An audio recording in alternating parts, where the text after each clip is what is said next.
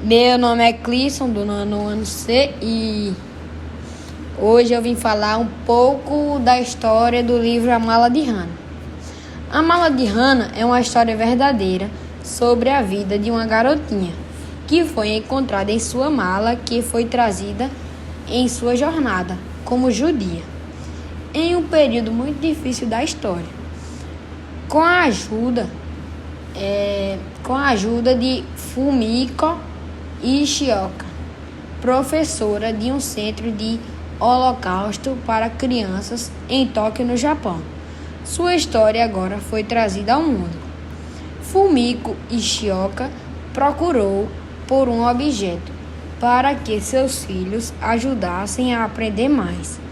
No centro de holocausto em Tóquio, no Japão, ela fez alguns contatos e quando o pacote chegou, ela e os filhos estavam excitados demais.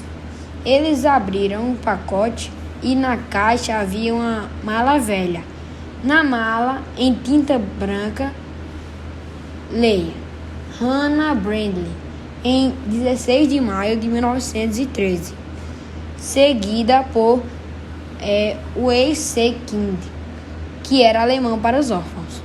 Fumiko Ishioka estava determinado a encontrar informações adicionais sobre a mala e Hannah Brandley. Isso ocorreu porque a mala havia chegado com informações mínimas. Fumiko Ishioka havia sacrificado seu tempo para tentar extrair a história por trás da mala de Hannah Brandley, viajando pelo mundo, lidando com muitas pessoas recalcitrantes a fim de juntar a história perdida de Hannah Brandley.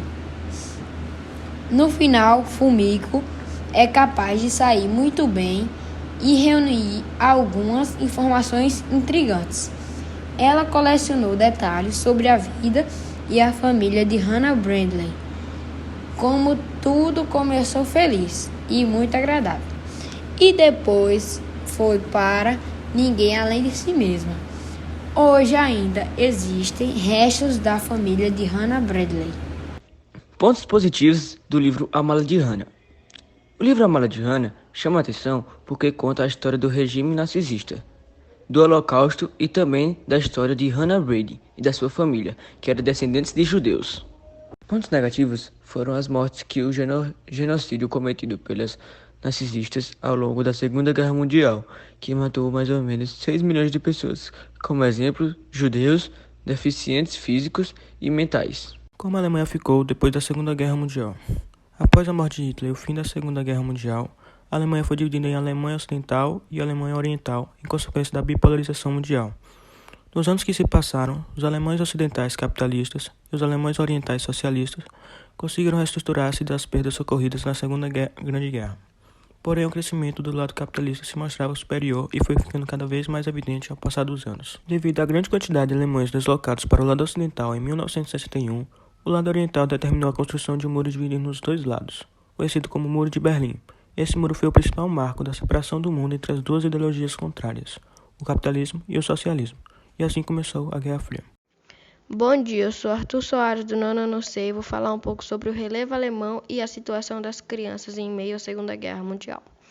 O relevo alemão divide-se basicamente em amplas planícies do norte e montanhas do centro ao sul do país. O Zugspitze é o ponto mais alto, com 2.962 metros acima do nível do mar, na fronteira alpina com a Áustria. A Alemanha possui paisagens variadas de praias e picos nevados o ano inteiro. Agora eu vou falar sobre a situação das crianças em meio à Segunda Guerra Mundial. As crianças eram especialmente vulneráveis durante a época do Holocausto. Os nazistas defendiam o assassinato de crianças de grupos indesejáveis. Os alemães e seus colaboradores assassinaram cerca de 1,5 milhão de crianças, sendo 1 milhão delas judias, dezenas de milhares ciganas, romas, além de crianças alemãs com deficiências físicas ou mentais, que viviam em instituições, crianças polonesas e crianças que moravam na parte ocupada da União Soviética. As chances de sobrevivência imediata dos adolescentes judeus e não judeus entre 13 e 18 anos eram maiores, já que podiam ser enviados para trabalho escravo. O destino das crianças judias e não judias pode ser classificado da seguinte maneira: crianças assassinadas assim que chegavam aos campos de concentração, ou crianças mortas assim que nasciam ou mortas nas instituições que viviam, ou crianças que nasciam nos guetos e campos, mas que sobreviviam porque os prisioneiros as escondiam, ou crianças normalmente maiores de 12 anos que eram usadas como escravas ou em experiências médicas, ou crianças que morriam devido às represálias nazistas na chamada Operação Anti-Parkinson. Bom dia! Hoje vamos fazer uma entrevista com a autora Karen Levine, do livro A Mala de Hannah. Vamos fazer 5 perguntas para ela e vamos ver o que ela responde.